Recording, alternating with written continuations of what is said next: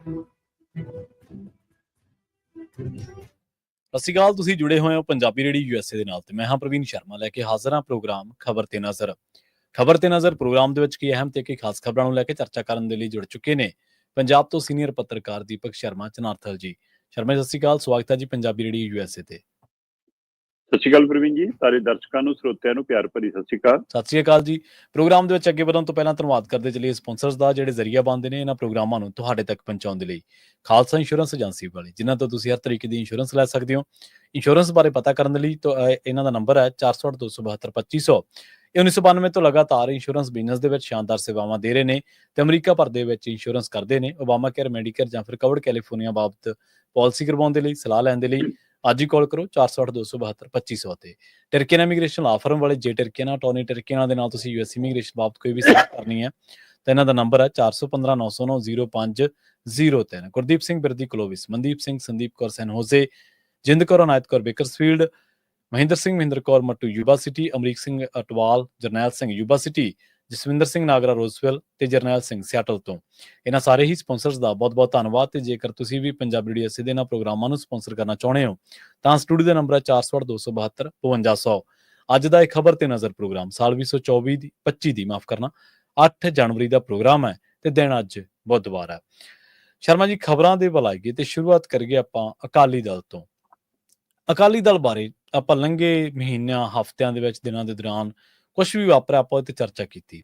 ਇਸੇ ਚਰਚਾ ਦੇ ਦਰਮਿਆਨ ਇੱਕ ਚਰਚਾ ਇਹ ਵੀ ਸੀ ਕਿ ਅਕਾਲੀ ਦਲ ਦਾ ਜਿਹੜਾ ਸਮੁੱਚਾ ਜਥੇਬੰਦਕ ਢਾਂਚਾ ਉਹਨੂੰ ਭੰਗ ਕਰ ਦਿੱਤਾ ਜਾਵੇਗਾ ਤੇ ਉਸ ਦੀ ਬਾਅਦ ਦੀ ਜ਼ਿੰਮੇਵਾਰੀ ਇੱਕ ਕਮੇਟੀ ਨੂੰ ਸੌਂਪੀ ਗਈ ਸੀਗੀ, ਜਿਹਦੇ ਵਿੱਚ ਹਰਿੰਦਰ ਸਾਡੇ ਜਿਹੜੇ ਧਾਮੀ ਸਾਹਿਬ ਨੇ SGPC ਦੇ ਪ੍ਰਧਾਨ, ਉਹਨਾਂ ਨੂੰ ਵੀ ਜ਼ਿੰਮੇਵਾਰੀ ਦਿੱਤੀ ਗਈ ਸੀਗੀ।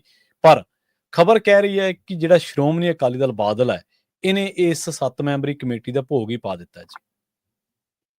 ਪ੍ਰਵੀਨ ਜੀ, 2 ਦਸੰਬਰ ਨੂੰ ਜਿਸ ਦਿਨ ਸ੍ਰੀ ਅਕਾਲ ਤਖਤ ਸਾਹਿਬ ਦੀ ਫਸੀਲ ਤੋਂ ਫੈਸਲੇ ਪੜ੍ਹੇ ਗਏ ਸੀ, ਹੁਕਮਨਾਮੇ ਸੁਣਾਏ ਗਏ ਸੀ ਜੀ, ਬਿਲਕੁਲ ਉਹਨਾਂ ਦੇ ਵਿੱਚ ਹੀ ਇਹ ਹੁਕਮਨਾਮਾ ਸੀਗਾ ਕਿ ਜਿਹੜੀ ਇਹ ਕਮੇਟੀ ਬਣਾਈ ਗਈ, ਪਹਿਲਾਂ ਉਹ 6 ਮੈਂਬਰੀ ਸੀ, ਫਿਰ 7 ਮੈਂਬਰੀ ਬਡੂੰਗਰ ਉਹਨਾਂ ਦਾ ਨਾਮ ਵਿੱਚ ਜੁੜਿਆ ਹੈ ਨਾ, ਉਹ 7 ਮੈਂਬਰੀ ਹੋ ਗਈ। ਐਡਵੋਕੇਟ ਹਰਿੰਦਰ ਸਿੰਘ ਧਾਮੀ ਪਹਿਲਾਂ ਮੈਂਬਰ ਵਜੋਂ ਹੀ ਸੀ, ਫਿਰ ਮੁਖੀ ਵਜੋਂ ਵੀ ਥਾਪ ਦਿੱਤੇ ਗਏ। ਉਹਦੇ ਵਿੱਚ ਬਡਾਲਾ ਹੋਰੀ ਵੀ ਸੀਗੇ। ਸੋ ਹੈ ਨਾ, ਉਸ ਕਮੇਟੀ ਨੇ ਸਾਰਾ ਕੰਮ ਕਰਨਾ ਸੀਗਾ ਨਵੀਂ ਮੈਂਬਰਸ਼ਿਪ ਦੀ ਭਰਤੀ ਦਾ। ਕੰਮ ਵੀ ਕੀ ਕਰਨਾ ਸੀ? ਦੇਖ ਰੇਖ ਕਰਨੀ ਸੀ। ਮੈਂਬਰ ਤਾਂ ਇਹਨਾਂ ਦੀ, ਟੀਮ ਤਾਂ ਇਹਨਾਂ ਦੀ ਨਹੀਂ ਕੰਮ ਕਰਨਾ ਸੀ ਨਾ, ਕੰਮ ਤਾਂ ਇਹਨਾਂ ਤੋਂ ਹੀ ਲੈਣਾ ਸੀ ਉਹਨਾਂ ਨੇ ਜੀ ਜੀ। ਪਰ ਉਹਦੀ ਦੇਖ ਰੇਖ ਹੇਠ ਹੋਣਾ ਸੀਗਾ ਉਹ।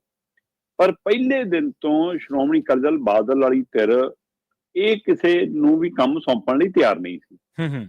ਉਹ ਇੱਕ ਤਰ੍ਹਾਂ ਨਾਲ ਉਹ ਅਸਤੀਫੇ ਦੇਣੋਂ ਵੀ ਭੱਜ ਰਹੇ ਸੀ। ਕਿਤੇ ਨਾ ਕਿਤੇ ਇਹ ਵੀ ਖਦਸ਼ਾ ਪੈਦਾ ਕਰ ਰਹੇ ਸੀ ਕਿ ਜੀ ਕਾਨੂੰਨੀ ਤੌਰ ਦੇ ਉੱਤੇ, ਸੰਵਿਧਾਨਕ ਤੌਰ ਦੇ ਉੱਤੇ, ਪਾਰਟੀ ਦੀ ਰਜਿਸਟ੍ਰੇਸ਼ਨ ਵਾਲੇ ਮੁੱਦੇ ਤੇ, ਚੋਣ ਨਿਸ਼ਾਨ ਵਾਲੇ ਮੁੱਦੇ ਤੇ ਪਾਰਟੀ ਖਤਮ ਹੋ ਜੂਗੀ ਜੀ, ਇਹ ਕਾਨੂੰਨੀ ਅੜਚਨ ਹੈ ਸਾਡੇ ਲਈ, ਅਸੀਂ ਜੀ ਏਦਾਂ ਨਹੀਂ ਕਰ ਸਕਦੇ, ਢਾਂਚਾ ਭੰਗ।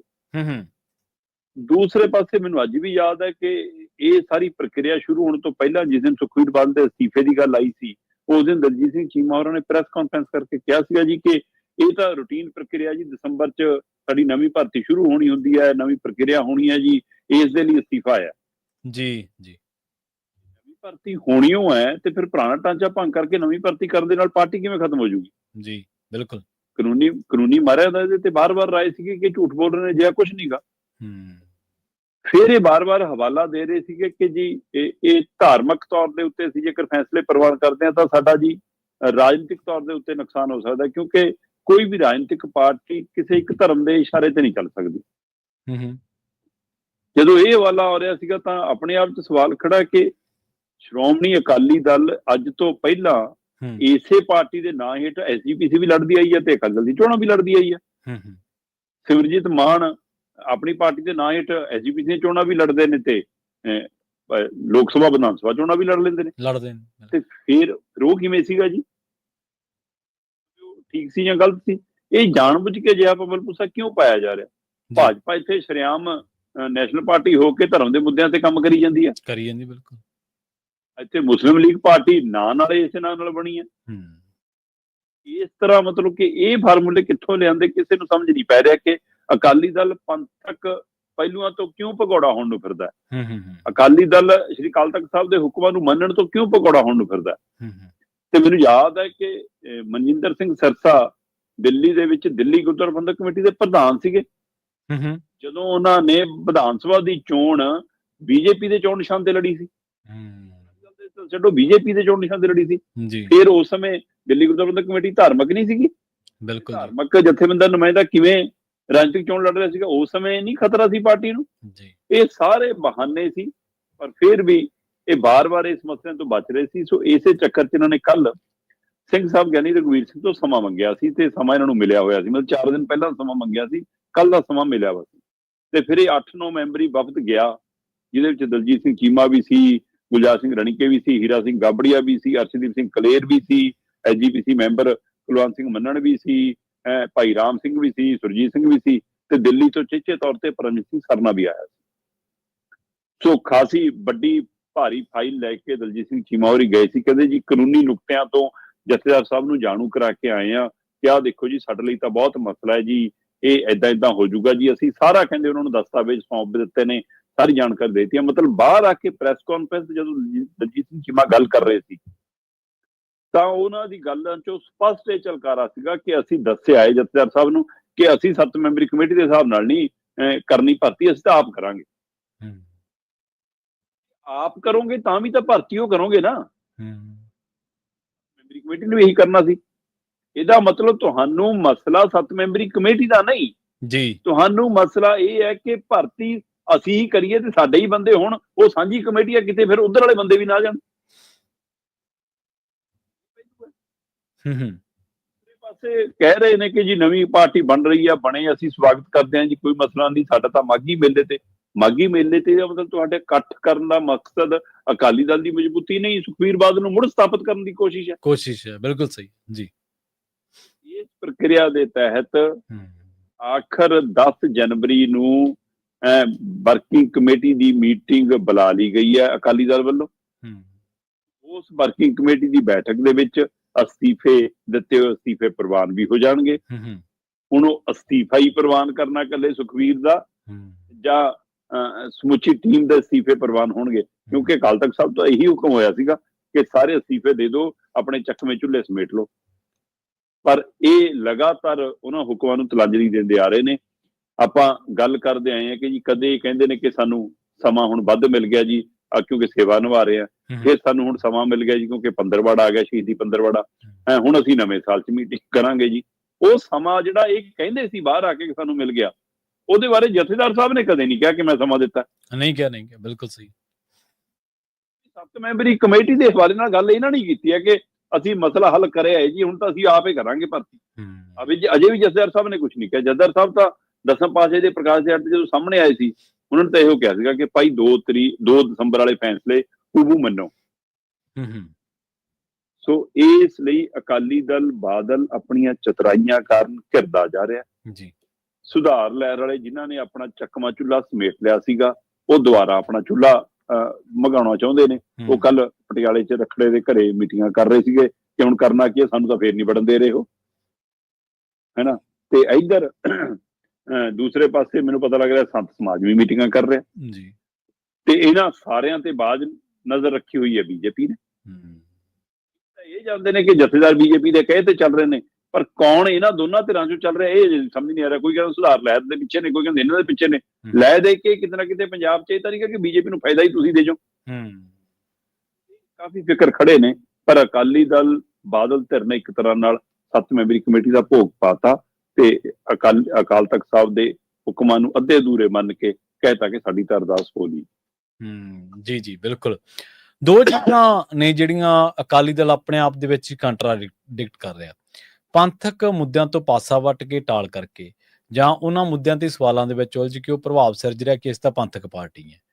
ਦੂਜੇ ਪਾਸੇ ਕਹਿੰਦੇ ਕਿ ਅਸੀਂ ਸ੍ਰੀ ਅਕਾਲ ਤਖਤ ਸਾਹਿਬ ਨੂੰ ਸਮਰਪਿਤ ਹੈ ਤੇ ਉਸੇ ਦੀ ਬਾਰੇ ਹੁਣ ਉਲੰਘਣਾ ਜਿਹੜੀ ਹੁਕਮਾਂ ਦੀ ਹੋ ਰਹੀ ਹੈ ਉਹਨਾਂ ਬਾਰੇ ਤੁਸੀਂ ਬੜੀ ਡਿਟੇਲ ਦੇ ਨਾਲ ਦੱਸੀਆਂ ਕਿ ਇੱਕ ਚੀਜ਼ ਤੇ ਦੂਜੀ ਚੀਜ਼ ਇੱਕ ਦੂਜੀ ਦੇ ਕੰਟਰਾਡਿਕਟ ਹੋ ਕੇ ਉਲਟ ਹੋ ਕੇ ਚੱਲ ਸਕਦੀਆਂ। ਸ਼ਰਮਾ ਜੀ, ਇੱਕ ਵੱਡਾ ਸਵਾਲ ਹੈ ਤੇ ਚਲਾਉਣ ਦਾ ਯਤਨ ਕਰ ਰਹੇ ਨੇ ਬਹੁਤ ਸਮੇਂ ਤੋਂ, ਪਰ ਉਹਦੇ ਕਰਕੇ ਇੱਥੇ ਆ ਵੱਜੇ ਨੇ ਇਹ।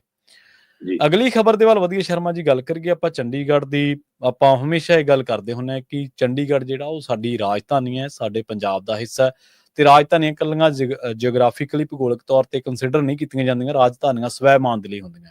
ਇਸੇ ਕਰਕੇ ਆਪਾਂ ਕਹਿੰਦੇ ਹੁੰਦੇ ਹਾਂ ਕਿ ਇੱਕ ਨਾਰਾ ਵੀ ਸੀਗਾ ਕਿਸੇ ਸਮੇਂ ਕਿ ਖਿੜਾ ਫੁੱਲ ਗੁਲਾਬ ਦਾ ਤੇ ਚੰਡੀਗੜ੍ਹ ਪੰਜਾਬ ਦਾ। ਹਾਲਾਂਕਿ ਗੁਲਾਬ ਦੇ ਫੁੱਲ ਦਾ ਕੋਈ ਇਹਦੇ ਨਾਲ ਤਾਲੁਕਾਤ ਨਹੀਂ ਹੈ, ਪਰ ਇੱਕ ਭਾਵਨਾ ਚੋਂ ਪ੍ਰਗਟ ਹੋਈ ਉਹ ਚੀਜ਼ ਸੀਗੀ। ਪਰ ਜਿਹੜੀ ਖਬਰ ਆ ਰਹੀ ਹੈ ਪੰਜਾਬ ਦੇ ਲਈ ਬਹੁਤ ਅਲਾਰਮਿੰਗ ਸਥਿਤੀ ਵਾਲੀ ਖਬਰ ਹੈ। ਕਹਿੰਦੇ ਚੰਡੀਗੜ੍ਹ ਦੇ ਵਿੱਚੋਂ ਪੰਜਾਬ ਹੁਣ ਪੱਕਾ ਹੀ ਬਾਹਰ ਹੈ। ਇਹ ਕੋਈ ਵੱਖਰਾ ਸੂਬਾ ਬਣਾਉਣ ਜਾ ਰਹੇ ਨੇ ਚੰਡੀਗੜ੍ਹ ਨੂੰ ਜੀ।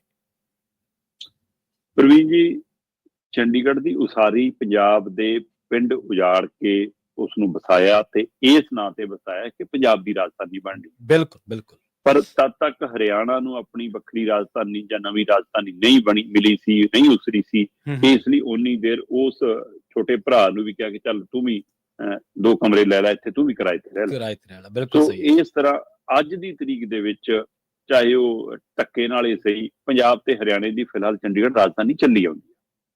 ਤੇ ਉਹਦੇ ਵਿੱਚੋਂ ਫਾਰਮੂਲਾ ਕੱਢਿਆ ਗਿਆ ਕਿ 60-40 ਦੀ ਰੇਸ਼ੋ ਨਾਲ ਚੰਡੀਗੜ੍ਹ ਦਾ ਕੰਮ ਚਲਾਇਆ ਜਾਊਗਾ। 60% ਪੰਜਾਬ ਦੇ ਅਫਸਰ ਅਧਿਕਾਰੀ, ਸਾਰਾ ਕੋਟਾ ਪੰਜਾਬ ਦਾ, ਤੇ 40% ਹਰਿਆਣੇ ਦਾ। ਜੀ ਜੀ।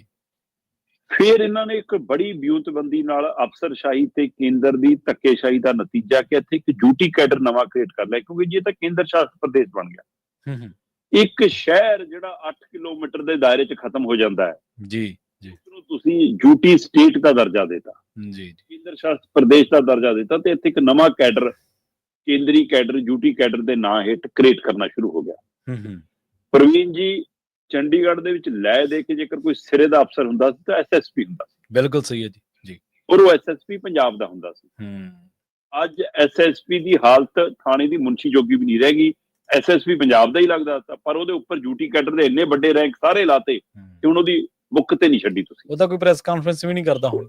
ਇਸੇ ਤਰ੍ਹਾਂ ਸਮੁੱਚੇ ਤੌਰ ਦੇ ਉੱਤੇ ਚੰਡੀਗੜ੍ਹ ਦੇ ਵਿੱਚ ਪੰਜਾਬ ਦੇ ਸਾਰੇ ਰੈਂਕ, ਅਹੁਦੇ, ਹਿੱਸੇਦਾਰੀਆਂ ਮੁਕਾਤੀਆਂ ਜੀ। ਹੱਦ ਤੱਕ ਹਰਿਆਣੇ ਨੂੰ ਪਹਿਲ ਮਿਲ ਗਈ ਤੇ ਲੈ ਦੇ ਕੇ ਹੁਣ ਹਰਿਆਣੇ ਔਰ ਪੰਜਾਬ ਦੋਵਾਂ ਨੂੰ ਦਰਕਰਾਰ ਕਰਦੇ ਹੋਇਆਂ ਯੂਟੀ ਨੇ ਆਪਣਾ ਕਬਜ਼ਾ ਜਮਾ ਲਿਆ।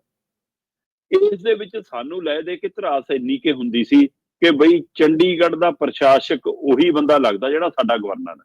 ਹਾਂਜੀ। ਪੰਜਾਬ ਦੇ ਗਵਰਨਰ ਨੂੰ ਹੀ ਚੰਡੀਗੜ੍ਹ ਦੇ ਪ੍ਰਸ਼ਾਸਕ ਦਾ ਕਾਰਜਭਾਰ ਸੌਂਪਿਆ ਜਾਂਦਾ ਸੀ। ਪਰ ਇਹਨਾਂ ਨੇ ਕੁਝ ਦੇਰ ਪਹਿਲਾਂ ਇੱਕ ਵਾਰ ਇਹ ਵੀ ਕੋਸ਼ਿਸ਼ ਕੀਤੀ ਕਿ ਪੰਜਾਬ ਦਾ ਰਾਜਪਾਲ ਵੱਖਰਾ ਤੇ ਚੰਡੀਗੜ੍ਹ ਦਾ ਪ੍ਰਸ਼ਾਸਕ ਵੱਖਰਾ ਲਾ ਦੋ। ਖੂਬ ਹੋ ਹੱਲਾ ਮਚਿਆ, ਮਤਲਬ ਕਿ ਗੱਲ ਤਣ ਪੱਤਣ ਨਹੀਂ ਲੱਗੀ, ਮੁੜ ਕੇ ਪੰਜਾਬ ਦੇ ਰਾਜਪਾਲ ਨੂੰ ਇਹਨਾਂ ਨੇ ਪ੍ਰਸ਼ਾਸਕ ਦਾ ਸੌਂਪਦਾ। ਪਰ ਕਿਤੇ ਨਾ ਕਿਤੇ ਅੰਦਰ ਕੋਈ ਵਿਉਂਤਬੰਦੀ ਚੱਲ ਰਹੀ ਹੁੰਦੀ ਹੈ। ਵਿਉਂਤਬੰਦੀ ਦਾ ਖਦਸ਼ਾ ਕਾਫੀ ਦੇਰ ਪਹਿਲਾਂ ਵੀ ਸਾਹਮਣੇ ਆਇਆ ਸੀਗਾ ਕਿ ਚੰਡੀਗੜ੍ਹ ਦੇ ਵਿੱਚ ਕੱਲੀ ਇੱਕ ਮੈਂਬਰ ਪਾਰਲੀਮੈਂਟ ਦੀ ਸੀਟ ਆ, ਕੀ ਇੱਥੇ 8-10 ਐਮਐਲਏ ਵਾਲੀਆਂ ਸੀਟਾਂ ਬਣਾ ਕੇ ਇਹਨੂੰ ਵੱਖਰਾ ਸੂਬਾ ਬਣਾਇਆ ਜਾ ਸਕਦਾ? ਪਹਿਲਾਂ ਚੱਲੀਆਂ। ਇਹ ਉਸ ਸਮੇਂ ਦੀਆਂ ਕਮਸੂਆਂ ਨੇ ਜਦੋਂ ਇਹ ਗੱਲ ਵੀ ਚੱਲਦੀ ਸੀ ਕਿ ਜੰਮੂ ਕਸ਼ਮੀਰ ਨੂੰ ਬੀਜੇਪੀ ਆਪਣੇ ਵੱਖਰੇ ਤਰੀਕੇ ਨਾਲ ਕੰਟਰੋਲ 'ਚ ਲੈਣਾ ਚਾਹੁੰਦੀ ਹੈ ਤੇ ਪਠਾਨਕੋਟ ਦੀ ਬੈਲਟ ਨੂੰ ਤੋੜ ਕੇ ਜੰਮੂ ਨਾਲ ਜੋੜਨਾ ਚਾਹੁੰਦੀ ਹੈ। ਜੀ ਜੀ। ਤੇ ਉਸੇ ਸਮੇਂ ਇਹ ਵੀ ਕਨਸੋ ਚੱਲੀ ਸੀ ਕਿ ਪੰਜਾਬ ਤੋਂ ਵੱਧ ਹਿੱਸੇ ਲੈ ਲੈਣੇ ਆ, ਥੋੜਾ ਜਿਹਾ ਹਿਮਾਚਲ ਦਾ, ਥੋੜਾ ਜਿਹਾ ਹਰਿਆਣੇ ਦਾ, ਤੇ ਚੰਡੀਗੜ੍ਹ ਨੂੰ ਵੱਖਰਾ ਸੂਬਾ ਬਣਾ ਦੇਣਾ। ਮਤਲਬ ਇਧਰੋਂ ਜੇ ਆਪਾਂ ਸ਼ੁਰੂ ਹੋ ਜਾਈਏ ਕਿ ਜੀ ਆ ਨਵਾਂ ਗਰਾਉਂ ਤੋਂ ਲੈ ਕੇ ਕਰਾਲੀ ਵਾਲੇ ਪਾਸੇ ਨੂੰ ਹੁੰਦੇ ਹੋਏ ਹੈ ਨਾ, ਆਪਾਂ ਗਾਹਾਂ ਮੋਹਾਲੀ ਵਾਲੇ ਪਾਸੇ ਨੂੰ ਆ ਜਾਈਏ ਜੀ, ਫਿਰ ਉਹ ਬਨੂੜ ਹੈ ਨਾ, ਲਾਂਡਰਾਂ, ਇਸ ਪ੍ਰਕਿਰਿਆ ਕੰਨੀ ਨੂੰ ਜਾ ਕੇ ਜੀ ਫਿਰ ਉਹ ਡੇਰਾਬੱਸੀ, ਫਿਰ ਜੀਰਕਪੁਰ, ਫਿਰ ਪੰਚਕੂਲਾ, ਫਿਰ ਉੱਪਰ ਦੀ ਆ ਕੇ ਜੀ ਮਤਲਬ ਪੰਜੌਰ, ਫਿਰ ਥੋੜਾ ਜਿਹਾ ਬੱਦੀ ਵਾਲਾ ਏਰੀਆ, ਐਂ ਮਿਲਾ ਕੇ ਚਾਰੇ ਪਾਸੇ ਵਾਲੇ ਏਰੀਏ ਚੰਡੀਗੜ੍ਹ 'ਚ ਸ਼ਾਮਲ ਕਰ ਦੋ ਤੇ 8-10 ਇੱਥੇ ਦੇ ਐਮਐਲਏ ਬਣਾ ਦੋ ਤੇ ਉਹ ਤੋਂ ਬਾਅਦ ਜੀ ਇੱਥੇ ਦਾ ਨਵਾਂ ਮੁੱਖ ਮੰਤਰੀ ਬਣਾ ਲਓ। ਬੀਜੇਪੀ ਸੋਚਦੀ ਹੈ ਕਿ ਇਹ ਸਾਡੇ ਕੰਟਰੋਲ 'ਚ ਆ ਜਾਊਗਾ ਏਰੀਆ ਤੇ ਸਾਡਾ ਇੱਕ ਹੋਰ ਮੁੱਖ ਮੰਤਰੀ ਬਣ ਜਾਊਗਾ। ਸੋ ਇਸ ਪ੍ਰਕਿਰਿਆ ਨੂੰ ਲੰਮੇ ਸਮੇਂ ਤੋਂ ਕਾਗਜ਼ੀ ਪੱਤਰੀ ਦਬੀ ਸੁਰ ਦੇ ਵਿੱਚ ਅੰਦਰ ਖਾਤੇ ਚਲਾਇਆ ਜਾ ਰਿਹਾ। ਠੀਕ ਹੈ ਜੀ। ਕੱਲ ਇੱਕ ਖਬਰ ਬਾਹਰ ਆਉਂਦੀ ਆ ਕਿ ਚੰਡੀਗੜ੍ਹ ਦੇ ਵਿੱਚ ਚੰਡੀਗੜ੍ਹ ਦੇ ਪ੍ਰਸ਼ਾਸਕ ਦਾ ਜਿਹੜਾ ਚੀਫ ਐਡਵਾਈਜ਼ਰ ਹੈ ਉਸ ਨੂੰ ਚੀਫ ਸੈਕਟਰੀ ਦਾ ਰੈਂਕ ਦਿੱਤਾ ਗਿਆ। ਪ੍ਰਵੀਨ ਜੀ, ਜਿਹੜਾ ਵੀ ਬੰਦਾ ਪੰਜਾਬ ਦੇ ਵਿੱਚ ਮਤਲਬ ਪੰਜਾਬ ਦੀ ਰਾਜਧਾਨੀ ਚੰਡੀਗੜ੍ਹ ਦੇ ਵਿੱਚ ਪੰਜਾਬ ਦੇ ਗਵਰਨਰ ਜਿਹੜਾ ਚੰਡੀਗੜ੍ਹ ਦਾ ਪ੍ਰਸ਼ਾਸਕ ਵਜੋਂ ਕੰਮ ਕਰ ਰਿਹਾ, ਉਸ ਪ੍ਰਸ਼ਾਸਕ ਨੂੰ ਜਿਹੜਾ ਵੀ ਚੀਫ ਐਡਵਾਈਜ਼ਰ ਮਿਲਿਆ ਉਹ ਚੀਫ ਸੈਕਟਰੀ ਰੈਂਕ ਦਾ ਹੀ ਅਧਿਕਾਰੀ ਹੁੰਦਾ। ਹਾਂਜੀ। ਜਿਹੜਾ ਸੂਬਿਆਂ ਚੀਫ ਸੈਕਟਰੀ ਰੈਂਕ ਦੇ ਉਸ ਰੁਤਬੇ ਦਾ ਹੀ ਅਧਿਕਾਰੀ ਹੁੰਦਾ। ਉਹਨੂੰ ਇੱਥੇ ਪਰ ਚੀਫ ਐਡਵਾਈਜ਼ਰ ਦੇ ਨਾਮ ਨਾਲ ਹੀ ਜਾਣਿਆ ਜਾਂਦਾ। ਪਹਿਲਾਂ ਇਹ ਨਾਂ ਚੀਫ ਕਮਿਸ਼ਨਰ ਵੀ ਸੀਗਾ, ਫਿਰ ਇਸ ਨੂੰ ਚੀਫ ਐਡਵਾਈਜ਼ਰ ਕੀਤਾ। ਸੋ ਉਸ ਪ੍ਰਕਿਰਿਆ ਦੇ ਤਹਿਤ ਹੁਣ ਚੀਫ ਸੈਕਟਰੀ ਸ਼ਬਦ ਕਰਨਾ, ਤੇ ਜਿੰਨੀ ਕੁ ਮੈਂ ਪੱਤਰਕਾਰੀ ਕੀਤੀ ਹੈ ਮੈਨੂੰ ਤਾਂ ਇਹੀ ਪਤਾ ਕਿ ਚੀਫ ਸੈਕਟਰੀ ਹਮੇਸ਼ਾ ਮੁੱਖ ਮੰਤਰੀ ਦੇ ਨਾਲ ਹੀ ਹੁੰਦਾ ਜੀ। ਤੇ ਫਿਰ ਮੰਗਣਾ ਵਿਆਹ ਤੋਂ ਪਹਿਲਾਂ ਹੀ ਹੁੰਦਾ। ਕਿਤੇ ਮੰਗਣੀ ਤਾਂ ਨਹੀਂ ਗਈ ਕਿ ਇਹ ਤੋਂ ਬਾਅਦ ਪੱਕਾ ਵਿਆਹ ਕਰਨਾ ਕਿ ਭਾਈ ਸੀਐਮ ਆਪਣਾ ਲਾਉਣਾ ਹੈ, ਚੰਡੀਗੜ੍ਹ ਨੂੰ ਵੱਖਰਾ ਸੂਬਾ ਬਣਾਉਣਾ। ਪੰਜਾਬ ਨੂੰ ਪੱਕਿਆਂ ਤੌਰ ਤੇ ਚੰਡੀਗੜ੍ਹ ਤੋਂ ਤੋੜਨ ਦੀ ਤਿਆਰੀ ਤਾਂ ਨਹੀਂ। ਪਹਿਲਾਂ ਸਾਡੇ ਪਿੰਡ ਉਜਾੜੇ, ਉਸ ਤੋਂ ਬਾਅਦ ਸਾਤੋਂ ਇੱਥੇ ਸਾਡੀ ਭਾਸ਼ਾ ਖੋਲੀ, ਹੈ ਨਾ, ਫਿਰ ਸਾਡੀ ਯੂਨੀਵਰਸਿਟੀ ਤੇ ਫਿਰ ਤੁਸੀਂ ਕਬਜ਼ਾ ਕਰਨ ਨੂੰ ਫਿਰਦੇ ਹੋ, ਉਹਨਾਂ ਨੂੰ ਬਾਹਰ ਕਰਨ ਨੂੰ ਫਿਰਦੇ ਹੋ, ਹੈ ਨਾ। ਨਲਾਇਕੀਆਂ ਸਾਡੀਆਂ ਸਮੇਂ ਦੀਆਂ ਸਰਕਾਰਾਂ ਦੀ, ਕਿਸੇ ਨੇ ਨਵਾਂ ਚੰਡੀਗੜ੍ਹ ਬਣਾ ਲਿਆ, ਕਿਸੇ ਨੇ ਚੰਡੀਗੜ੍ਹ ਦੇ ਨਾਂ ਤੇ ਯੂਨੀਵਰਸਿਟੀ ਖੋਲਣ ਨੂੰ ਮਨਜ਼ੂਰੀ ਦੇਤੀ, ਕਿਸੇ ਨੇ ਦਫ਼ਤਰ ਇੱਥੋਂ ਚੱਕ ਕੇ ਮਾਹੀ ਲਿਆਂਦੇ, ਤੇ ਨਤੀਜਾ ਤੇ ਚੰਡੀਗੜ੍ਹ ਦੇ ਵਿੱਚ ਭਾਂਤ ਭਾਂਤ ਦੀ ਲੱਕੜ ਜਿਵੇਂ ਇਕੱਠੀ ਕੀਤੀ, ਤੇ ਅਸੀਂ ਆਪਣੇ ਹੀ ਪੰਜਾਬ ਦੀ ਰਾਜਧਾਨੀ ਦੇ ਵਿੱਚ ਘੱਟ ਗਿਣਤੀਆਂ ਚ ਆ ਗਏ, ਤੇ ਹੁਣ ਇੱਥੇ ਅੰਗਰੇਜ਼ੀ ਦਾ ਕਬਜ਼ਾ ਹੈ ਤੇ ਹਿੰਦੀ ਭਾਸ਼ਾ ਦਾ ਪ੍ਰਫੁੱਲਤਾ ਹੈ, ਤੇ ਪੰਜਾਬ ਤੇ ਪੰਜਾਬੀ ਨੂੰ ਖੁੰਝੇ ਤੱਕਿਆ, ਤੇ ਹੁਣ ਬਾਹਰ ਕਰਨ ਦੀ ਕਵਾਇਦ ਤੇ ਆ ਗਏ ਨੇ। ਔਰ ਇਹ ਆਉਂਦੇ ਸਮਿਆਂ ਦੇ ਵਿੱਚ ਇਹ ਨਹੀਂ ਹੁੰਦਾ ਕਿ ਆਪਾਂ ਅੱਜ ਖਬਰ ਕਰ ਲਈ, ਸਵੇਰ ਨੂੰ ਇੱਥੇ ਵਿਧਾਨ ਸਭਾ ਦੀਆਂ ਚੋਣਾਂ ਦਾ ਐਲਾਨ ਹੋ ਜਾਊਗਾ। ਨਾ ਏਦਾਂ ਨਹੀਂ ਹੁੰਦਾ। ਇਹ ਕਾਗਜ਼ੀ ਪੱਤਰੀ ਪ੍ਰਕਿਰਿਆ ਬਹੁਤ ਦਬੇ ਸੁਰ ਚ ਚੱਲ ਰਹੀ ਆ, ਔਰ ਕਦੋਂ ਕਿੱਥੇ ਜਾ ਕੇ ਸਿਖਰ ਤੇ ਇਹਨਾਂ ਨੇ ਅੰਜਾਮ ਦੇਣਾ ਹੈ ਇਹ ਪਤਾ ਨਹੀਂਗਾ। ਜੇ ਉਹ ਕਹਾਵਤ ਆ ਨਾ ਕਿ ਸੁਨਿਆਰ ਦੀ 100 ਤੇ ਲੋਹਾਰ ਦੀ 1, ਹੈ ਨਾ, ਤੋ ਇਹ ਉਸ ਫਾਰਮੂਲੇ ਤੇ ਕੰਮ ਕਰ ਰਹੇ ਨੇ ਕਿ ਕਿਤੇ ਨਾ ਕਿਤੇ ਇੱਕੋ ਥੋੜਾ ਫਿਰ ਇਕੱਠਾ ਮਾਰਨਗੇ। ਹਲੇ ਮਾੜੀ ਮਾੜੀ ਠੁਕ ਠੁਕ ਕਰ ਰਹੇ ਨੇ, ਪਤਾ ਉਦੋਂ ਹੀ ਲੱਗਣਾ ਜਦੋਂ ਇਹ ਤੈਅ ਹੋ ਜਾਣਾ ਕਿ ਲਓ ਜੀ ਚੰਡੀਗੜ੍ਹ ਤਾਂ ਵੱਖਰਾ ਸੂਬਾ ਬਣਾਤਾ, ਹੁਣ ਇੱਥੇ ਦੀ ਵੱਖਰੀ ਵਿਧਾਨ ਸਭਾ ਹੋਊਗੀ, ਵੱਖਰੇ ਉਹ ਹੋਣਗੇ MLA ਤੇ ਵੱਖਰਾ ਮੁੱਖ ਮੰਤਰੀ ਹੋਊਗਾ, ਜਾਓ ਪੰਜਾਬ ਤੇ ਹਰਿਆਣਾ ਤੁਰ ਜਾਓ ਆਪਣੇ ਆਪਣੇ ਘਰਾਂ ਨੂੰ। ਸੋ ਇਹ ਪੰਜਾਬ ਨਾਲ ਵਧੀਕੀ ਹੋਣ ਵਾਲੀ ਆ। ਪੰਜਾਬ ਦੀਆਂ ਰਾਜਨੀਤਿਕ ਪਾਰਟੀਆਂ, ਪੰਜਾਬ ਦੇ ਨੁਮਾਇੰਦੇ, ਆਮ ਆਦਮੀ ਪਾਰਟੀ ਵੀ ਬੋਲ ਪਈ, ਕਾਂਗਰਸ ਵੀ ਬੋਲ ਪਈ, ਹੈ ਨਾ, ਹੋਰ ਸੰਸਥਾਵਾਂ ਵੀ ਬੋਲ ਪਈਆਂ, ਪਰ ਬੋਲੀਆਂ ਸਾਰੀਆਂ ਟਵਿੱਟਰ ਔਰ ਸੋਸ਼ਲ ਮੀਡੀਆ ਤੇ ਹੀ ਨੇ। ਅਮਿਤ ਸ਼ਾਹ ਜੀ ਚੰਗੀ ਤਰ੍ਹਾਂ ਜਾਣਦੇ ਨੇ ਕਿ ਇਹਨਾਂ ਨੇ ਲੜਾਈ ਇੰਨੀ ਕਿ ਲੜਨੀ ਹੁੰਦੀ ਆ, ਕੋਈ ਚਿੰਤਾ ਵਾਲੀ ਗੱਲ ਨਹੀਂ। ਕਿੰਨੇ ਕੁਛ ਪੰਜਾਬ ਚੋਂ ਜਦੋਂ 50 ਕਿਲੋਮੀਟਰ ਦੇ ਦਾਇਰੇ ਦੇ ਹਵਾਲੇ ਨਾਲ ਅੱਧਾ ਪੰਜਾਬ ਕੇਂਦਰ ਨੇ ਕੰਟਰੋਲ ਕੀਤਾ, ਤਾਂ ਵੀ ਅਸੀਂ ਸੋਸ਼ਲ ਮੀਡੀਆ ਤੇ ਹੀ ਲੜੇ, ਧਰਾਤਲ ਤੇ ਨਹੀਂ ਲੜਦੇ। ਜਿਹੜੇ ਧਰਾਤਲ ਤੇ ਲੜਦੇ ਨੇ, ਜਿਵੇਂ ਹੁਣ ਦਿਨ ਚ ਦਾਖਲ ਹੋ ਗਿਆ ਡੱਲੇਵਾਲ ਹੋਰਾਂ ਦਾ ਮਰਨ ਵਰਤ, ਐਵੇਂ, ਜਾਂ ਹੋਰ ਕਿਸਾਨ ਜਥੇਬੰਦੀਆਂ, ਮਜ਼ਦੂਰ ਜਥੇਬੰਦੀਆਂ, ਸਾਡੇ ਬੇਰੁਜ਼ਗਾਰ ਨੌਜਵਾਨ ਵਗੈਰਾ, ਉਹ ਜਿਹੜੇ ਧਰਾਤਲ ਤੇ ਲੜ ਰਹੇ ਨੇ, ਸਾਡੇ ਲੀਡਰ ਉਹਨਾਂ ਨਾਲ ਵੀ ਫੋਟੋਆਂ ਖਿਚਾ ਕੇ ਆ ਜਾਂਦੇ ਨੇ, ਉਹਨਾਂ ਨਾਲ ਵੀ ਬੈਠਦੇ ਨਜ਼ਰ ਜੀ। ਬਿਲਕੁਲ, ਇਹ ਤਾਂ ਤੁਹਾਡੀ ਗੱਲ ਸਹੀ ਹੈ ਸ਼ਰਮਾ ਜੀ ਕਿ ਅੱਜ ਕੱਲ ਜਿਹੜੀਆਂ ਪਾਰਟੀਆਂ ਨੇ ਇਹਨਾਂ ਨੇ ਮਤਲਬ ਟਵਿੱਟਰ ਦੇ ਤੇ ਫੇਸਬੁੱਕ ਦੇ ਉੱਤੇ ਫੋਟੋ ਪਾ ਕੇ, ਪੋਸਟ ਪਾ ਕੇ ਇਹਨਾਂ ਦਾ ਫਰਜ਼ ਪੂਰਾ ਹੋ ਜਾਂਦਾ। ਪਤਾ ਕੇਂਦਰ ਨੂੰ ਵੀ ਲੱਗਿਆ ਖੜਾ ਵੀ ਇਹ ਕਿੰਨੇ ਕੁ ਪਾਣੀ ਚ ਨੇ ਅੱਜ ਕੱਲ। ਅਗਲੀ ਖਬਰ ਦੇ ਵੱਲ ਵਧੀਆ ਸ਼ਰਮਾ ਜੀ, ਗੱਲ ਕਰੀਏ ਪੰਜਾਬ ਯੂਨੀਵਰਸਿਟੀ ਦਾ ਤੁਸੀਂ ਜ਼ਿਕਰ ਕੀਤਾ ਹੀ ਹੈ। ਇਹਦੇ ਜਿਹੜੇ ਪ੍ਰੋਫੈਸਰ ਆ ਉਹਨਾਂ ਦੇ ਕਹਿੰਦੇ ਲਿਖਣ ਤੇ ਬੋਲਣ ਤੇ ਵੀ ਪਾਬੰਦੀ ਲਾ ਦਿੱਤੀ ਗਈ ਹੈ। ਪ੍ਰਵੀਨ ਜੀ, ਪੰਜਾਬ ਯੂਨੀਵਰਸਿਟੀ ਆਪਣੇ ਨਾਮ ਤੋਂ ਹੀ ਸਪਸ਼ਟ ਹੈ ਜੀ ਕਿ ਕਿਹਨੂੰ ਰਿਪਰੈਜ਼ੈਂਟ ਕਰਦੀ ਹੈ। ਪੰਜਾਬ ਤੇ ਪੰਜਾਬੀ ਨੂੰ ਰਿਪਰੈਜ਼ੈਂਟ ਕਰਨ ਵਾਲੀ ਇਸ ਯੂਨੀਵਰਸਿਟੀ ਦਾ ਵੀ ਇਹਨਾਂ ਨੇ ਪੂਰੀ ਤਰ੍ਹਾਂ ਭਗਵਾਕਰਨ ਕੀਤਾ। ਪੂਰੀ ਤਰ੍ਹਾਂ ਉਸ ਨੂੰ ਆਪਣੇ ਕੰਟਰੋਲ 'ਚ ਲੈਣ ਲਈ ਉਹ ਬੰਦੇ ਜਿਹੜੇ ਬਾਈ ਚਾਂਸ ਨਹੀਂ ਲੱਗ ਸਕਦੇ, ਉਹ ਵੀ ਲਿਆ ਕੇ ਲਾਏ, ਤੇ ਆਪਣੇ ਧੱਕੇ ਨਾਲ, ਆਪਣੀ ਬਦਮਾਸ਼ੀ ਦੇ ਦਮ ਦੇ ਉੱਤੇ ਇੱਥੇ ਦੀਆਂ ਵਿਦਿਆਰਥੀ ਚੋਣਾਂ ਨੂੰ ਪਿਛਾਂਹ ਧੱਕਿਆ, ਸੈਨੇਟ ਚੋਣਾਂ ਨੂੰ ਕਰਾਉਣ ਤੋਂ ਭਗੌੜੇ ਹੋਏ। ਅਜੇ ਤੱਕ ਵਿਦਿਆਰਥੀ ਧਰਨੇ ਪ੍ਰਦਰਸ਼ਨ ਕਰ ਰਹੇ ਨੇ, ਸੈਨੇਟ ਚੋਣਾਂ ਨਹੀਂ ਬਹਾਲ ਹੋ ਰਹੀਆਂ ਜੀ, ਹੈ ਨਾ। ਤੇ ਇਹ ਸਭ ਦੇ ਦਰਮਿਆਨ ਕਿ ਵਾਈਸ ਚਾਂਸਲਰ ਵੱਲੋਂ, ਜਿਹੜੀ ਹੁਣ ਵਾਈਸ ਚਾਂਸਲਰ ਹੈਗੀ ਆ ਪੰਜਾਬ ਯੂਨੀਵਰਸਿਟੀ ਦੀ, ਉਹਦੇ ਵੱਲੋਂ ਇੱਕ ਸਰਕੂਲਰ ਜਾਰੀ ਕੀਤਾ ਗਿਆ ਕਿ ਯੂਨੀਵਰਸਿਟੀ ਦੇ ਪ੍ਰੋਫੈਸਰ, ਵਿਦਿਅਕ ਗਿਆਨ ਵੰਡਣ ਵਾਲੀਆਂ ਧਿਰਾਂ, ਉਹਨਾਂ ਨਾਲ ਸੰਬੰਧਿਤ ਸਾਰੇ ਨੁਮਾਇੰਦੇ, ਉਹ ਆਪੋ ਆਪਣੇ ਦਿਮਾਗਾਂ ਨੂੰ ਤਾਲੇ ਲਾ ਲੈਣ। ਉਹਨਾਂ ਨੂੰ ਜੰਗ ਲੱਗਦੀ ਆ ਲੱਗ ਜਾਵੇ, ਪਰ ਚੰਗਾ ਵਿਚਾਰ ਦਿਮਾਗ ਚੋਂ ਬਾਹਰ ਕੱਢ ਕੇ ਵਿਦਿਆਰਥੀਆਂ 'ਚ ਚੇਤਨਤਾ ਨਹੀਂ ਵੰਡਣੀ ਤੁਸੀਂ। ਉਹਨਾਂ ਨੂੰ ਬੋਲਣ ਔਰ ਲਿਖਣ ਤੇ ਪਾਬੰਦੀ ਲਾ ਦਿੱਤੀ ਹੈ। ਜਿੰਨੀ ਕੁ ਮੈਂ ਜਾਣਦਾ ਕਿ ਪ੍ਰੋਫੈਸਰਾਂ ਨੂੰ, ਅਧਿਆਪਕਾਂ ਨੂੰ ਇਸੇ ਲਈ ਗੁਰੂ ਦਾ ਦਰਜਾ ਹੈ ਕਿਉਂਕਿ ਉਹ ਗਿਆਨ ਦਾ ਪਸਾਰ ਕਰਦੇ ਨੇ, ਉਹ ਗਿਆਨ ਵੰਡਦੇ ਨੇ। ਕਹਿੰਦੇ ਹੋ ਕਿ ਗਿਆਨ ਦੇਣਾ ਨਹੀਂ ਹੋਣਾ, ਸਿਰਫ ਤੇ ਸਿਰਫ ਪ੍ਰੋਫੈਸਰਾਂ ਤੋਂ ਇੱਕੋ ਕੰਮ ਚਾਹੁੰਦੇ ਨੇ ਕਿ ਤੁਹਾਨੂੰ ਤਨਖਾਹ ਪੂਰੀ ਮਿਲੂਗੀ, ਤੁਸੀਂ ਸਿਰਫ ਕਿਤਾਬ ਵਾਲਾ ਪੰਨਾ ਹੀ ਪੜ੍ਹਾਉਣਾ ਹੈ, ਕਿਤਾਬ ਦੇ ਪੰਨੇ ਦੇ ਅਰਥ ਨਹੀਂ ਸਮਝਾ ਦੇਣੇ। ਵੀ ਹੁਣ ਪੰਨਿਆਂ ਤੇ ਇਬਾਰਤ ਵੀ ਇਹਨਾਂ ਨੇ ਆਪਣੇ ਢੰਗਾਂ ਦੀਆਂ ਲਿਖ ਲਈਆਂ ਨੇ, ਉਹ ਚੋਂ ਵੀ ਬਹੁਤ ਕੁਝ ਬਦਲ ਦਿੱਤਾ ਸਿਲੇਬਸ ਚੋਂ ਵੀ, ਪਰ ਤਾਂ ਵੀ ਇਹ ਕਹਿੰਦੇ ਕਿ ਕਿਤਾਬੀ ਗਿਆਨ ਹੀ ਦੇਣਾ, ਉਹ ਤੋਂ ਬਿਨਾਂ ਕੋਈ ਗਿਆਨ ਨਹੀਂ ਦੇਣਾ। ਜਦੋਂ ਮਤਲਬ ਕਿ ਭਾਰਤ ਦੇ ਵਿੱਚ ਇੱਕ ਧਰਨੇ ਪ੍ਰਦਰਸ਼ਨ ਦੌਰ ਸ਼ੁਰੂ ਹੋਇਆ, ਫਿਰ ਕਰੋਨਾ ਕਾਲ ਆਇਆ, ਉਸ ਸਮੇਂ ਹਵਾਲੇ ਨਾਲ ਇਹ ਕੋਸ਼ਿਸ਼ਾਂ ਹੋਈਆਂ ਕਿ ਵਿਦਿਅਕ ਅਦਾਰਿਆਂ ਦੇ ਪ੍ਰੋਫੈਸਰ ਜਿਹੜਾ ਰੋਲ ਨਿਭਾ ਦਿੰਦੇ ਨੇ, ਉਹਨਾਂ ਤੇ ਰੋਕ ਲਾਓ।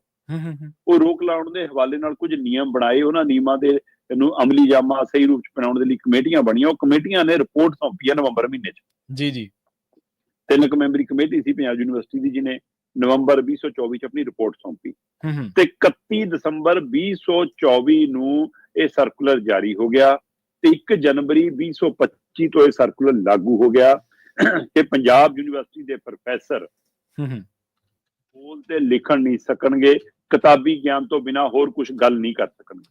ਉਹਨਾਂ ਠੀਕ ਹੈ। ਤੇ ਰੋਕ ਲਾ ਦਿੱਤੀ ਗਈ ਹੈ ਕਿ ਤੁਸੀਂ ਕਿਸੇ ਟੈਲੀਵਿਜ਼ਨ ਤੇ ਨਹੀਂ ਬੋਲਣਾ, ਹੂੰ ਕਿਸੇ ਚੈਨਲ ਤੇ ਨਹੀਂ ਬੋਲਣਾ, ਕਿਸੇ ਅਖਬਾਰ ਲਈ ਲੇਖ ਨਹੀਂ ਲਿਖਣਾ, ਕਿਸੇ ਸੈਮੀਨਾਰ 'ਚ ਜਾ ਕੇ ਭਾਸ਼ਣ ਨਹੀਂ ਦੇਣਾ।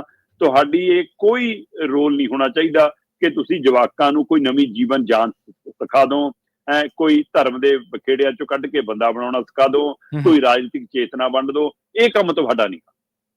ਠੀਕ ਹੈ। ਅੱਛਾ, ਇਹ ਸਰਕੂਲਰ ਸਪਸ਼ਟ ਰੂਪ 'ਚ ਕਹਿੰਦਾ ਹੈ ਕਿ ਤੁਸੀਂ ਜੇ ਸੈਮੀਨਾਰ 'ਚ ਜਾਣਾ ਤਾਂ ਪਹਿਲਾਂ ਮਨਜ਼ੂਰੀ ਦਿਓ, ਜੇ ਕਿਸੇ ਰੇਡੀਓ ਟੈਲੀਵਿਜ਼ਨ ਲਈ ਬੋਲਣਾ ਹੈ, ਉਹਦੀ ਕਿਸੇ ਵਾਰਤਾਲਾਪ 'ਚ ਹਿੱਸਾ ਲੈਣਾ ਤਾਂ ਪਹਿਲਾਂ ਮਨਜ਼ੂਰੀ ਲਿਓ, ਕਿਸੇ ਅਖਬਾਰ ਮੈਗਜ਼ੀਨ ਲਈ ਲਿਖਣਾ ਹੈ ਤਾਂ ਪਹਿਲਾਂ ਮਨਜ਼ੂਰੀ ਲਿਓ।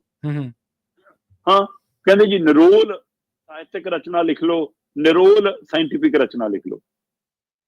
ਜਿਨ੍ਹਾਂ ਨੇ ਨਿਯਮ ਬਣਾਏ, ਸਰਕੂਲਰ ਜਾਰੀ ਕਰਵਾਇਆ, ਉਸ ਕਮੇਟੀ ਨੂੰ ਪਤਾ ਹੀ ਨਹੀਂਗਾ ਕਿ ਸਾਹਿਤਕ ਰਚਨਾ 'ਚ ਕਿੰਨਾ ਦਮ ਹੁੰਦਾ। ਸਹੀ, ਬਿਲਕੁਲ ਸਹੀ।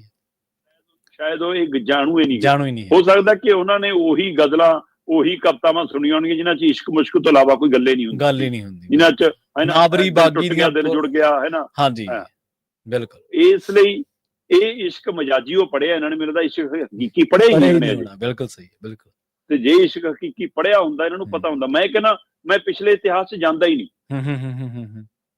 ਚਾਹੇ ਸਾਡੇ ਵੇਦ ਨੇ ਉਹ ਗਾਏ ਜਾ ਸਕਦੇ ਨੇ, ਚਾਹੇ ਉਹ ਰਮਾਇਣ ਹੈ ਉਹ ਗਾਇਨ ਦੇ ਵਿੱਚ ਹੈ, ਚਾਹੇ ਉਹ ਗੀਤਾ ਦਾ ਉਪਦੇਸ਼ ਹੈ ਉਹ ਗਾਇਨ ਦੇ ਵਿੱਚ ਹੈ, ਚਾਹੇ ਪਾਵਨ ਗ੍ਰੰਥ ਸ੍ਰੀ ਗੁਰੂ ਗ੍ਰੰਥ ਸਾਹਿਬ ਉਹਨੂੰ ਰਾਗਾਂ 'ਚ ਅਸੀਂ ਗਾਉਣੇ ਤੇ ਸੁਣਨੇ ਆ।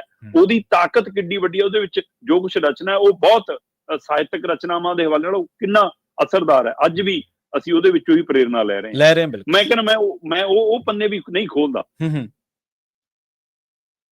ਅੱਜ ਦੇ ਦੌਰ ਦੇ ਵਿੱਚ ਪੰਜਾਬੀ ਦੇ ਵਿੱਚ ਜਿਹੜੀ ਗਜ਼ਲ ਤੇ ਕਵਿਤਾ ਰਚੀ ਜਾ ਰਹੀ ਹੈ ਨਾ, ਵਿਸ਼ਾ ਆਧਾਰਿਤ ਹੈ, ਉਹ ਮੁੱਦਾ ਆਧਾਰਿਤ ਹੈ।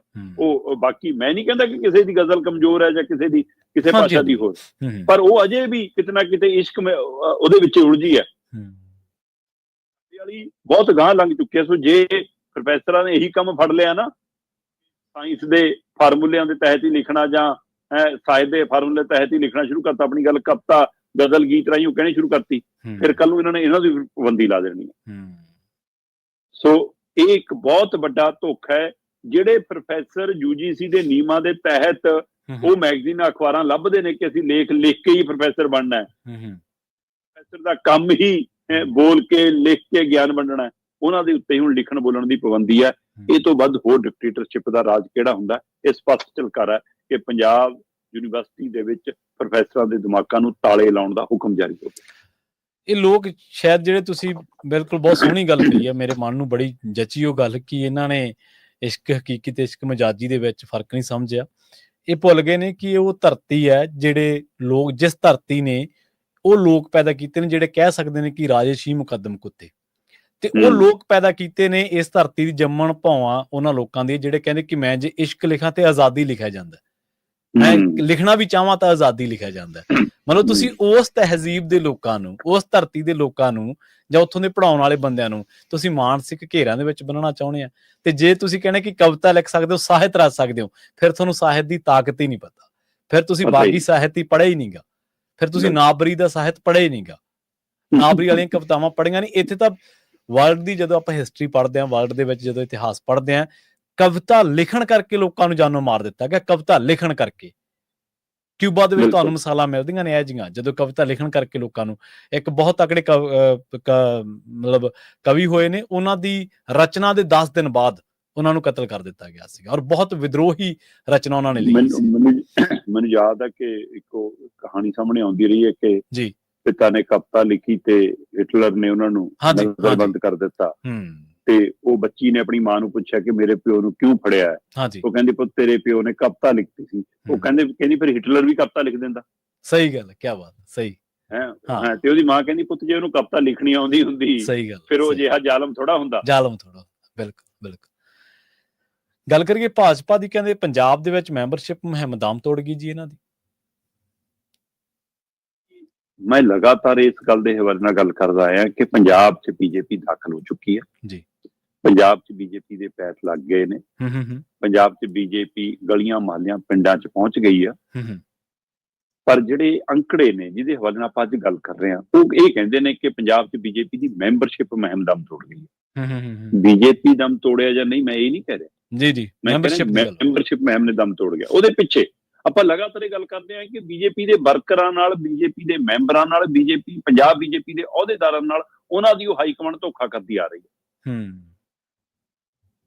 ਮੈਂ ਜਦੋਂ ਕਿਸਾਨ ਅੰਦੋਲਨ ਸੀ, ਜਦੋਂ 3 ਖੇਤੀ ਕਾਨੂੰਨਾਂ ਦੀ ਲੜਾਈ ਸੀ, ਤਾਂ ਪੰਜਾਬ ਦੀ ਬੀਜੇਪੀ ਦੀ ਲੀਡਰਸ਼ਿਪ ਨੇ ਪੰਜਾਬ ਨਾਲ ਖੜਨ ਦੀ ਬਜਾਏ, ਆਪਣੇ ਸੂਬੇ ਨਾਲ ਖੜਨ ਦੀ ਬਜਾਏ, ਆਪਣੇ ਲੋਕਾਂ ਨਾਲ ਖੜਨ ਦੀ ਬਜਾਏ ਮੋਦੀ ਅਮਿਤ ਸ਼ਾਹ ਨਾਲ ਖੜਨਾ ਮਨਜ਼ੂਰ ਕੀਤਾ। ਡਾਂਗਾ ਵੀ ਖਾਧੀਆਂ, ਗੋਹਾ ਵੀ ਸਟਾਇਆ, ਕੱਪੜੇ ਵੀ ਫੜਵਾਏ, ਸਾਰਾ ਕੁਝ ਕਰਾਇਆ, ਪਰ ਮੋਦੀ ਦੇ ਜੈ ਜੈਕਾਰੇ ਲਾਏ। ਤੇ ਜਿੱਦਣ ਮੋਦੀ ਨੇ ਕਾਨੂੰਨ ਵਾਪਸ ਲਏ, ਉਦਣ ਇਹਨਾਂ ਨੂੰ ਪੁੱਛਿਆ, ਹੁੰਦੇ ਰਹਿ ਗਏ। ਜੇ ਆਹੀ ਕੁਛ ਕਰਨਾ ਸੀਗਾ, ਵਾਪਸ ਲੈਣੇ ਸੀ, ਫਿਰ ਸਾਨੂੰ ਤਾਂ ਪੰਜਾਬ ਨਾਲ ਜੁੜਿਆ ਰਹਿਣ ਦਿੰਦੇ। ਜੀ ਬਿਲਕੁਲ, ਹੱਕ ਚ ਨਾਰੇ ਮਾਰੇ ਹੁੰਦੇ ਸੀ, ਕਹਿ ਲੈਂਦੇ ਕਿ ਲੋ ਜੀ ਅਸੀਂ ਵਾਪਸ ਕਰਾਇਆ ਜੀ। ਉਹੀ ਬੀਜੇਪੀ ਜਿਹੜੀ ਲਗਾਤਾਰ ਇਹਨਾਂ ਦੇ ਇਹ ਅਹੁਦੇਦਾਰ, ਇਹ ਲੀਡਰ ਕਿਸੇ ਵੀ ਰੂਪ ਦੇ ਵਿੱਚ ਬੀਜੇਪੀ ਨੂੰ ਖਿੱਚੀ ਤੁਰੇ ਫਿਰੇ ਆ ਰਹੇ ਸੀ, ਉਹਨਾਂ ਦੇ ਸਿਰਾਂ ਤੇ ਲਿਆ ਕੇ ਕਾਂਗਰਸੀ ਤੇ ਅਕਾਲੀਆਂ ਦਾ ਢੇਰ ਬਿਠਾਤਾ। ਲੱਦ ਲਿਆਂਦੇ ਕਾਂਗਰਸੀਆਂ ਦਾ ਟਰੱਕ ਭਰ ਕੇ ਲਓ ਜੀ ਖੋਲਤਾ, ਹੁਣ ਇਹ ਕਰਨਗੇ ਜੀ ਸਾਰਾ ਕੁਛ। ਤੇ ਉਹਦਾ ਨਤੀਜਾ ਬੀਜੇਪੀ ਦੇ ਸਥਾਨਕ ਲੀਡਰਾਂ ਦਾ ਮਨੋਬਲ ਟੁੱਟਿਆ ਵੀ, ਉਹ ਨਾਰਾਜ਼ ਤੇ ਨਿਰਾਸ਼ ਵੀ ਹੋਏ, ਤੇ ਉਹਨਾਂ ਨੇ ਇਹਨਾਂ ਕੰਨਿਓ ਕਿਹਾ ਜੀ ਲਓ ਜੀ ਇਹਨਾਂ ਤੋਂ ਹੀ ਕਰਾ ਲਓ। ਬੀਜੇਪੀ ਦੀ ਵੋਟ ਤਾਂ ਮਤਲਬ ਕਿ 3 ਨੰਬਰ ਤੇ ਆ ਗਈ ਲੋਕ ਸਭਾ ਚੋਣਾਂ ਚ। ਮੁਹਿੰਮ ਕਿਵੇਂ ਦਮ ਤੋੜ ਗਈ? ਮੁਹਿੰਮ ਦਮ ਇਸ ਲਈ ਤੋੜ ਗਈ ਕਿ ਪਿਛਲੀ ਵਾਰ ਇਹਨਾਂ ਦੀ ਮੈਂਬਰਸ਼ਿਪ ਮੁਹਿੰਮ 18 ਲੱਖ ਤੱਕ ਸੀ, ਤੇ ਉਹ 18 ਲੱਖ ਨੂੰ ਇਸ ਵਾਰ 30 ਲੱਖ ਤੱਕ ਲਿਜਾਣਾ ਚਾਹੁੰਦੇ ਸੀ। ਇਹਦਾ ਮਤਲਬ ਜੇ 18 ਲੱਖ ਹੈਗੀ ਤਾਂ 30 ਲੱਖ ਸੰਭਵ ਸੀਗੀ ਕਿ ਕੀਤੀ ਜਾ ਸਕਦੀ ਆ। ਜੀ ਜੀ, ਨਵੀਂ ਜਿਹੜੀ ਕਾਂਗਰਸੀ ਦੀ ਪੌਦ ਲਿਆਂਦੀ ਇਹਨਾਂ ਨੇ, ਅਗਲੇ ਕਹਿੰਦੇ ਕਿ 18 ਲੱਖ ਤੁਸੀਂ ਕਰ ਲਿਓ, 12 ਲੱਖ ਤਾਂ ਉਹ ਲੈ ਹੀ ਆਉਣਗੇ, 30 ਲੱਖ ਤਾਂ ਉਹੀ ਹੋ ਜਾਊਗਾ, ਟੀਚਾ 30 ਲੱਖ ਦਾ ਰੱਖ ਲਿਆ। ਤੇ ਕਾਂਗਰਸੀ ਤਾਂ ਬਲ ਨਹੀਂ ਪੈਣ ਦਿੰਦੇ ਆਪਣੇ ਝੱਗੇ ਦੀ ਕਰੀਜ ਦੇ ਵਿੱਚ, ਹੈ ਨਾ, ਪੈਰ ਨੂੰ ਨਹੀਂ ਲੱਗਣ ਦਿੰਦੇ ਉਹ ਮਿੱਟੀ, ਹੈ ਉਹ ਕਿੱਥੇ ਨਿਕਲਣਗੇ ਥੱਲੇ। ਨਹੀਂ, ਤੇ ਜਿਹੜੇ ਗਲੀ ਗਲੀ ਫਿਰ ਕੇ ਬੀਜੇਪੀ ਵਾਲੇ ਕਰਦੇ ਸੀ, ਉਹ ਕਹਿੰਦੇ ਹੁਣ ਅਸੀਂ ਜਾਈਏ ਕਿਉਂ, ਇਹੀ ਚਿੱਟ ਕੱਪੜੀਆਂ ਤੋਂ ਕਰਾ ਲਓ। ਸਹੀ, ਨਤੀਜਾ 6 ਲੱਖ ਨਹੀਂ ਟੱਪੀ ਜੀ। ਘਰੇ ਪੈ ਗਿਆ ਕਲੇਸ਼, ਜਾਖੜ ਸਾਹਿਬ ਦੀ ਪ੍ਰਧਾਨਗੀ ਨੂੰ ਲੈ ਕੇ ਉਹ ਛੱਡ ਕੇ ਲਾਂਬੇ ਹੋ ਗਏ। ਤੇ ਜਦੋਂ ਲਾਣੇਦਾਰ ਤੁਹਾਡਾ ਮੂਹਰੇ ਨਾ ਤੁਰੇ ਤਾਂ ਫਿਰ ਕੰਮ ਕਿਵੇਂ ਹੋਊਗਾ? ਸੋ ਇਸ ਲਈ ਪੰਜਾਬ 'ਚ ਬੀਜੇਪੀ ਤਾਂ ਹੈ ਜੀ, ਪਰ ਕਾਗਜ਼ੀ ਪੱਤਰੀ ਉਹਦੀ ਮੁਹਿੰਮ ਦਮ ਤੋੜ ਗਈ ਆ। ਉਹਦੇ ਕਾਰਨ ਕਿਸਾਨੀ ਅਸਰ ਰਸੂਖ ਵੀ ਰੱਖ ਰਿਹਾ, ਜਿਹੜਾ ਅੰਦੋਲਨ ਚੱਲ ਰਿਹਾ ਉਹਦੇ ਵਿੱਚ ਜਾਖੜ ਹੋਰਾਂ ਦੇ ਘਰੇਲੂ ਕਲੇਸ਼ ਦਾ ਵੀ ਮਸਲਾ, ਤੇ ਦੂਸਰੇ ਪਾਸੇ ਇਹ ਵੀ ਹੈ ਕਿ ਕੱਲ ਨੂੰ ਜਿਹਨੇ ਬਣਨਾ ਫਿਰ ਉਹ ਕੰਮ ਕਰ ਲਵੇ। ਹੁਣ ਦੇਸ਼ ਭਰ ਦੇ ਵਿੱਚ ਸੂਬਿਆਂ 'ਚ ਬੀਜੇਪੀ ਦੇ ਪ੍ਰਧਾਨ ਚੁਣਨ ਦੀ ਕਵਾਇਦ ਚੱਲ ਰਹੀ ਆ, ਪਰ ਪੰਜਾਬ ਨੂੰ ਫਿਲਹਾਲ ਇਹ 'ਚੋਂ ਬਾਹਰ ਰੱਖਿਆ ਕਿਉਂਕਿ ਟੀਚਾ 30 ਲੱਖ ਦਾ ਸੀ, ਪਿਛਲੀ ਵਾਰ 18 ਲੱਖ ਸੀ, ਇਸ ਵਾਰ 6,60,000 ਦੇ ਕਰੀਬ ਅਜੇ ਮੈਂਬਰਸ਼ਿਪ ਹੋਈ ਆ। ਸੋ ਇਸ ਲਈ ਇੱਥੇ ਅਜੇ ਚੋਣ ਨਹੀਂ ਹੋ ਰਹੀ। ਫਿਲਹਾਲ ਅਸਤੀਫਾ ਦੇ ਕੇ ਲਾਂਬੇ ਬੈਠੇ ਜਾਖੜੀ ਇਹਦੇ ਪ੍ਰਧਾਨ ਰਹਿਣਗੇ, ਇਹਨਾਂ 'ਚ ਨਵਾਂ ਪ੍ਰਧਾਨ ਚੁਣਿਆ ਜਾਊਗਾ, ਔਰ ਆਸ ਕੀਤੀ ਜਾ ਰਹੀ ਕਿ ਅਜੇ ਵੀ ਨਵਾਂ ਪ੍ਰਧਾਨ ਕਾਂਗਰਸ 'ਚੋਂ ਆਇਆ ਜੋ ਕਿਸੇ ਨੂੰ ਚੁਣਿਆ ਜਾਣਾ। ਹਾਂਜੀ ਹਾਂਜੀ ਬਿਲਕੁਲ। ਇਹਦਾ ਤੁਸੀਂ ਆਪਣੇ ਵਰਕਰਾਂ ਦੀ ਅਜੇ ਵੀ ਬਾਂਹ ਨਹੀਂ ਫੜ ਰਹੇ। ਸੋ ਫਿਰ ਇਸ ਲਈ ਪੰਜਾਬ 'ਚ ਬੀਜੇਪੀ ਮੁਹਿੰਮ ਦਮ ਤੋੜ ਗਈ ਆ। ਤੇ ਜੇਕਰ ਇਹੀ ਢੰਗ ਤਰੀਕਾ ਰਿਹਾ ਫਿਰ ਬੀਜੇਪੀ ਇੰਨਾ ਆਸਾਨ ਨਾ ਸਮਝੇ ਕਿ ਪੰਜਾਬ ਨੂੰ ਤੁਸੀਂ ਜਿੱਤ ਲਓਗੇ। ਹਾਂਜੀ ਬਿਲਕੁਲ, ਪਰ ਇੰਨਾ ਆਸਾਨ ਨਾ ਉਹ ਸਮਝਣ, ਇਹ ਗੱਲ ਬਿਲਕੁਲ ਵਾਜਬ ਹੈ। ਪਰ ਦੂਜੇ ਪਾਸੇ ਇਹ ਵੀ ਗੱਲ ਤੁਹਾਡੀ ਸਹੀ ਹੈ ਕਿ ਮੈਂ ਇਹ ਨਹੀਂ ਕਹਿ ਰਿਹਾ ਕਿ ਉਹਨਾਂ ਦੀ ਮੁਹਿੰਮ ਦਮ ਤੋੜ ਗਈ ਹੈ, ਉਹਨਾਂ ਦੀ ਮੈਂਬਰਸ਼ਿਪ ਮੁਹਿੰਮ ਦਮ ਤੋੜ ਗਈ ਹੈ। ਪਰ ਉਹਨਾਂ ਨੇ ਜਿਹੜੀ ਇੱਕ ਤੈਅ ਕੀਤੀ ਹੁੰਦੇ ਟੀਚੇ ਜਾਂ ਉਹ ਆਪਣੇ ਲੱਗੇ ਹੋਏ ਨੇ ਉਹ ਅੰਦਰ ਖਾਤੇ ਉਹਨਾਂ ਸਾਰੀਆਂ ਚੀਜ਼ਾਂ ਨੂੰ ਪੂਰੇ ਕਰਨ ਦੇ ਲਈ। ਪ੍ਰਧਾਨ ਦੇ ਜਰ 'ਚ ਬਿਲਕੁਲ ਕਾਂਗਰਸੀ ਜੈਕਟਾਂ ਸਵਾਈ ਫਿਰਦੇ ਜੀ, ਇੱਕ ਵਾਰੀ ਫਿਰ ਤੋਂ ਕਾਂਗਰਸ 'ਚ ਵੀ ਇੰਪੋਰਟ ਕਰਨਾ ਪੈਣਾ ਪ੍ਰਧਾਨ ਤਾਂ ਇਹਨਾਂ ਨੂੰ। ਤੇ HMPV ਜਿਹੜਾ ਵਾਇਰਸ ਹੈ ਜੀ, ਉਹਦੇ ਹਵਾਲੇ ਦੇ ਨਾਲ ਸਵਾਲ ਉੱਠ ਖੜਾ ਹੈ ਕਿ ਕੀ ਫਿਰ ਇਹਦੀਆਂ ਚਰਚਾਵਾਂ ਦੇ ਦਰਮਿਆਨ ਜਿਹੜੀਆਂ ਖਬਰਾਂ ਚੱਲ ਰਹੀਆਂ ਨੇ ਉਹਨਾਂ ਦੇ ਦਰਮਿਆਨ ਕੀ ਲਾਕਡਾਊਨ ਲੱਗਣ ਜਾ ਰਿਹਾ ਜੀ? ਫਿਰ ਪ੍ਰਵੀਨ ਜੀ, ਪਹਿਲਾਂ ਵੀ ਆਪਾਂ ਕੱਲ ਵੀ ਗੱਲ ਕਰਕੇ ਹਟੇ ਹਾਂ ਕਿ ਡਾਕਟਰੀ ਮਾਹਿਰਾਂ ਦਾ ਵੀ ਕਹਿਣਾ ਹੈ, ਤੇ ਮੈਂ ਸਿਹਤ ਮੰਤਰੀ ਦਾ ਬਿਆਨ ਵੀ ਸੁਣ ਲਿਆ ਸੀ, ਉਹਨੇ ਵੀ ਆਖਰ ਪੂਰੀਆਂ ਟੀਮਾਂ ਨਾਲ ਗੱਲਬਾਤ ਕਰਕੇ ਇਹ ਬਿਆਨ ਦਿੱਤਾ ਹੋਏਗਾ। ਭਾਰਤ ਦੇ ਜਿਹੜੇ ਸਿਹਤ ਮੰਤਰੀ ਨੇ ਨੱਡਾ ਹੋਰੀ, ਉਹ ਕਹਿ ਰਹੇ ਸੀਗੇ ਕਿ ਅਜਿਹਾ ਕੋਈ ਮਸਲਾ ਨਹੀਂ ਹੈਗਾ, ਕਿ ਪੂਰਨ ਤਰ੍ਹਾਂ ਤੇ ਕੰਟਰੋਲ ਹੈ ਸਾਰਾ ਕੁਛ, ਤੇ ਇਹ ਰੂਟੀਨ ਵਾਇਰਸ ਹੈ, ਇਹ ਸਰਦੀਆਂ 'ਚ ਅਕਸਰ ਹੁੰਦਾ ਹੈ, 4% ਭਾਰਤੀਆਂ ਨੂੰ ਹਰ ਸਾਲ ਇਹ ਅਜਿਹਾ ਵਾਇਰਸ ਹੁੰਦਾ, ਅਜਿਹਾ ਖਤਰਨਾਕ ਨਹੀਂ। ਪਰ ਦੂਸਰੇ ਪਾਸੇ ਸੱਚਾਈ ਹੈ ਕਿ ਲਗਾਤਾਰ ਇਹਦੇ ਕੇਸ ਸਾਹਮਣੇ ਆ ਰਹੇ ਨੇ। ਇਹ HMPV ਪੋਜ਼ਿਟਿਵ ਆ ਗਿਆ ਜੀ, ਇਹ ਹੁਣ ਮਹਾਰਾਸ਼ਟਰ 'ਚ ਐਂਟਰ ਕਰ ਗਿਆ ਜੀ, ਹੁਣ ਪੱਛਮੀ ਬੰਗਾਲ 'ਚ ਵੱਧ ਗਏ ਜੀ, ਗੁਜਰਾਤ, ਤਾਮਿਲਨਾਡੂ, ਕਰਨਾਟਕਾ 'ਚ ਪਹਿਲਾ ਕੇਸ ਸੀਗੇ ਜੀ, ਪਰ ਨਾਲ ਦੀ ਨਾਲ ਬੱਚੇ ਠੀਕ ਵੀ ਹੋ ਰਹੇ ਨੇ ਤੇ ਘਰਾਂ ਨੂੰ ਵੀ ਜਾ ਰਹੇ ਨੇ ਜੀ। ਪਰ ਦੂਸਰੇ ਪਾਸੇ ਕਾਗਜ਼ੀ ਪੱਤਰੀ ਸੂਬਿਆਂ ਨੂੰ ਤਿਆਰ ਰਹਿਣ ਲਈ ਕਹਿ ਵੀ ਦਿੱਤਾ ਗਿਆ, ਸੂਬਿਆਂ ਨੇ ਆਪਣੀ ਤਿਆਰੀਆਂ ਵੀ ਸ਼ੁਰੂ ਕਰ ਦਿੱਤੀਆਂ, ਔਰ ਪੰਜਾਬ ਦੇ ਮਤਲਬ ਕਿ ਸਿਹਤ ਵਿਭਾਗ ਨੇ ਜਾਂ ਸਿਹਤ ਮੰਤਰੀ ਬਲਬੀਰ ਸਿੰਘ ਹੋਰਾਂ ਨੇ ਤਾਂ ਬੇਨਤੀ ਭਰਿਆ ਹੁਕਮ ਵੀ ਜਾਰੀ ਕਰ ਦਿੱਤਾ ਕਿ ਅਸੀਂ ਅਪੀਲ ਕਰਦੇ ਹਾਂ ਕਿ ਪੰਜਾਬ ਦੇ ਸਾਰੇ ਜਵਾਕ ਤੇ ਸਾਰੇ ਬਜ਼ੁਰਗ ਮਾਸਕ ਜ਼ਰੂਰ ਲਾ ਕੇ ਬਾਹਰ ਨਿਕਲਣ, ਬਿਨਾਂ ਮਾਸਕ ਤੋਂ ਜਵਾਕਾਂ ਤੇ ਬਜ਼ੁਰਗਾਂ ਨੂੰ ਬਾਹਰ ਨਾ ਕੱਢਿਆ ਜਾਵੇ। ਇਸ ਤਰ੍ਹਾਂ ਦੀਆਂ ਹਦਾਇਤਾਂ ਤੇ ਮੈਡੀਕਲ ਸਹੂਲਤਾਂ ਦੀ ਤਿਆਰੀਆਂ ਦਾ ਦਮ ਸੰਕੇਤ ਕਰਦਾ ਕਿ ਕੀ ਦੁਬਾਰਾ ਲੋਕਡਾਊਨ ਲੱਗੂਗਾ, ਕੀ HMPV ਇੰਨਾ ਤਾਕਤਵਰ ਹੈ, ਇੰਨਾ ਖਤਰਨਾਕ ਹੈ, ਦੂਸਰਾ ਕਰੋਨਾ ਵਾਇਰਸ ਹੈ ਕਿ ਇਹਦੇ ਲਈ ਲੋਕਡਾਊਨ ਲਾਉਣਾ ਪਊਗਾ, ਜਾਂ ਇਹਦਾ ਡਰ ਭੈ ਦਿੱਲੀ ਚੋਣਾਂ ਦੇ ਡਰ ਭੈ ਚੋਂ ਜੰਮ ਰਿਹਾ, ਇਹ ਵੀ ਨਹੀਂ ਪਤਾ ਕਿ ਕਿਤੇ ਕੋਈ ਉਹੋ ਜਿਹਾ ਫਾਰਮੂਲਾ ਤਾਂ ਨਹੀਂ ਕੁਛ। ਹਾਂ, ਕਈ ਤਰ੍ਹਾਂ ਦੇ ਸਵਾਲ ਸ਼ੰਕੇ ਸ਼ੋਭੇ ਖੜੇ ਨੇ, ਪਰ ਜਿਸ ਤਰ੍ਹਾਂ ਮੀਡੀਆ ਦੀਆਂ ਰਿਪੋਰਟਾਂ HMPV ਲੈ ਕੇ ਦਿਖਾਈਆਂ ਜਾ ਰਹੀਆਂ ਨੇ ਤੇ ਸੂਬਿਆਂ 'ਚ ਜਿਹੋ ਜਿਹੀਆਂ ਤਿਆਰੀਆਂ ਨੇ, ਉਹਦੇ ਹਵਾਲੇ ਨਾਲ ਚਰਚਾ ਹੈ ਕਿ ਇੱਥੇ ਮੁੜ ਕੇ ਲੋਕਡਾਊਨ ਵੀ ਲਾਇਆ ਜਾ ਸਕਦਾ। ਜੀ ਸ਼ਰਮਾ ਜੀ, ਇਹਨਾਂ ਖਾਸ ਖਬਰਾਂ ਤੇ ਖਾਸ ਜਾਣਕਾਰੀਆਂ ਦੇ ਲਈ ਤੁਹਾਡਾ ਬਹੁਤ ਬਹੁਤ ਧੰਨਵਾਦ ਜੀ। ਬਹੁਤ ਸ਼ੁਕਰੀਆ ਜੀ।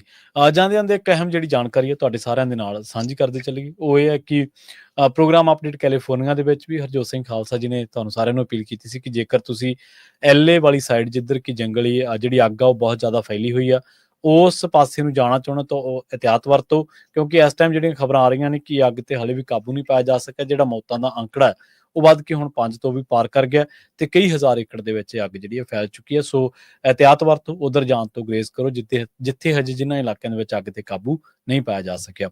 ਸ਼ਰਮਾ ਜੀ, ਇੱਕ ਵਾਰੀ ਫਿਰ ਤੋਂ ਬਹੁਤ ਬਹੁਤ ਧੰਨਵਾਦ ਜੀ। ਸਤਿ ਸ਼੍ਰੀ ਅਕਾਲ। ਸਤਿ ਸ਼੍ਰੀ ਅਕਾਲ। ਸਤਿ ਸ਼੍ਰੀ ਅਕਾਲ। ਸੋ ਇੱਥੇ ਹੀ ਪੰਜਾਬੀ ਰੇਡੀਓ ਦੇ ਸਰੋਤਿਆਂ ਦਾ ਆਪਾਂ ਇਜਾਜ਼ਤ ਲਵਾਂਗੇ। ਤੁਹਾਡਾ ਸਾਰਿਆਂ ਦਾ ਬਹੁਤ ਬਹੁਤ ਧੰਨਵਾਦ। ਸਤਿ ਸ਼੍ਰੀ ਅਕਾਲ।